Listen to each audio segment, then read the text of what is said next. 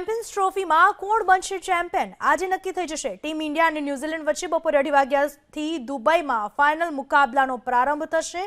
ભારતીય team ICC one day ટ્રોફીના 12 વર્ષના વનવાસનો અંત લાવવા મેદાને ઉતરશે।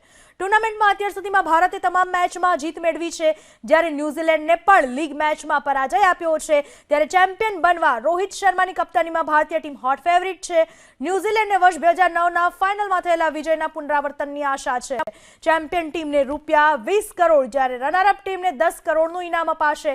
ભારતીય ટીમ 11માં આજે મોટા ફેરફાર થવાની શક્યતા નહીવત। શુભમન ગિલ, વિરાટ કોહલી અને શ્રેયસ અય્યર જેવા બેટ્સમેન છે। સાથે જ ઓલરાઉન્ડરમાં હાર્દિક પંડ્યા, રવિન્દ્ર જાડેજા અને અક્ષર પટેલ ફોર્મમાં છે। બોલિંગ યુનિટમાં મોહમ્મદ શમી, વરુણ ચક્રવર્તી, કુલદીપ યાદવે મોરચો સંભાળ્યો છે।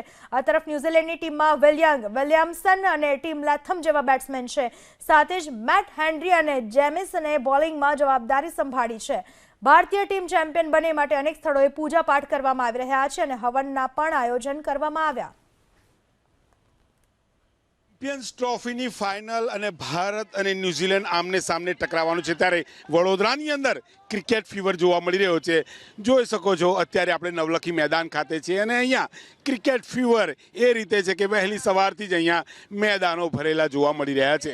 ખેલાડીઓ સાથે પણ વાત કરવાની કોશિશ કરીશું, કેમ કે આજે જે ડુ ઓર ડાય મેચ છે અને ડુ ઓર ડાયની અંદર પલડું કોનું ભારે રહી શકે, કોનું પલડું ભારે રહી શકે? ઇન્ડિયાનું જ રહેશે। શું કારણ શું? ઇન્ડિયન પાસે ઘણા એવા બધા મેચ વિનર છે અને 11 પ્લેયર આપણા ફોર્મમાં છે, ઇનફોર્મ છે। એવું નથી કે એકાદ પ્લેયરથી આપણે મેચ જીતીને આવ્યા હોય। 11 પ્લેયરનું પરફોર્મન્સ સારું છે, એના લીધે આપણે ઇન્ડિયાને વિન થશે। ન્યૂઝીલેન્ડની વાત કરીએ તો આપણે હરાઈ ચૂક્યા છે લીગમાં, પણ સાઉથ આફ્રિકા સામે 2 સેન્ચુરી, 300+ સ્કોર, એટલે આપણા માટે ક્યાંક એ પણ એક ખતરો સાબિત થઈ શકે। એ લાહોરની પીચ હતી, આ દુબઈની પીચ છે। દુબઈ પર આપણે કન્ટિન્યુઅસ રમી રહ્યા છે, સલંગ આપણે 3-4 મેચ રમ્યા છે, 4 નોકઆઉટ જીત્યા છે। એટલે દુબઈમાં તો એ લોકોનું પલરું ભારી ના હોય। શું ગુજ્જુભાઈઓ માટે શું કહેશો? આપનો હાર્દિક તો ચાલવાનો, વડોદરાનો સ્ટાર છે। તો હાર્દિક છે, કશે બી હોય, કોઈ બી પીચ હોય, એના માટે બધી પીચ નાની જ છે, સારી જ છે, તો રમે જ છે। એટલે હાર્દિક છે, ઇન્ડિયા વિન, બહુ સારું પરફોર્મન્સ આપી રહી છે આપણી ટીમ। કેમ કે એમને હળવાશથી ન લઈ શકાય, ફાઇનલમાં આવી ચૂક્યા છે, 300+ સ્કોર મારી ચૂક્યા છે। વસ્તુ છે, આપણા બોલરો બી એટલા સારા છે, આપણા બોલરો બી હાવી થઈ શકે છે એમની પર।